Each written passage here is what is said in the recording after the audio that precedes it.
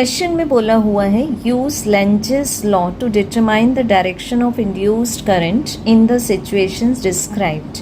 So first situation में a wire of irregular shape, this is a wire of, as we can see, irregular shape, and it is converting into a circular shape. This is the circle. Magnetic field, we can see that it is into the plane of the paper. So यहाँ जब हम apply करेंगे Lenz's law to find the direction of induced current in situation number A. So बच्चों यहाँ हम देख सकते हैं कि जब ये इरेगुलर शेप सर्कुलर शेप में कन्वर्ट हो रही है तो एरिया इंक्रीज हो रहा है. अब डेफिनेटली एरिया इंक्रीज होगा तो phi is equal to B dot A. ये भी हमारे पास में जो मैग्नेटिक फ्लक्स है वो भी इंक्रीज होगा.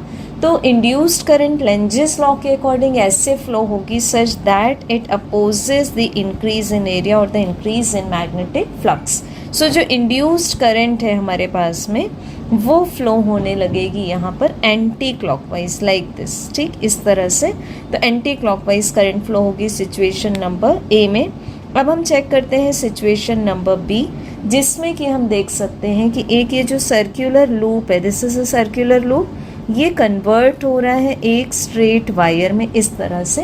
तो यहाँ हम देख सकते हैं कि जो एरिया है वो डिक्रीज़ हो रहा है. सो मैग्नेटिक फ्लक्स भी डिक्रीज़ होगा.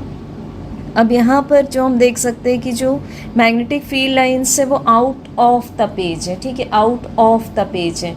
तो यहाँ पर जो फील्ड क्रिएट होगा वो किस तरह से क्रिएट होगा such that the induced current जो फ्लो होंगी those will be clockwise like this. तो जो डायरेक्शन ऑफ करंट आएगा वो A dash D dash C dash B dash. So I hope you have understood the question. Thank you. बच्चों, जब भी आपको लेंजेस लॉ लगाना होगा to find the direction of induced current, आप राइट हैंड को इस तरह से टर्न कर लेंगे. राइट हैंड में ये जो कर्ल्ड फिंगर्स हैं जो कि presently anti clockwise direction of induced current बताती हैं. तो इस समय हम देख सकते हैं कि ये जो थंब है मेरा आउटस्ट्रेच थंब, ये हमें एक ऐसा मैग्नेटिक फील्ड बता रहा है जो कि out of the plane of the paper है. ठीक है, तो यहाँ पर हमें क्लू मिल जाता है outward magnetic field and anti clockwise current.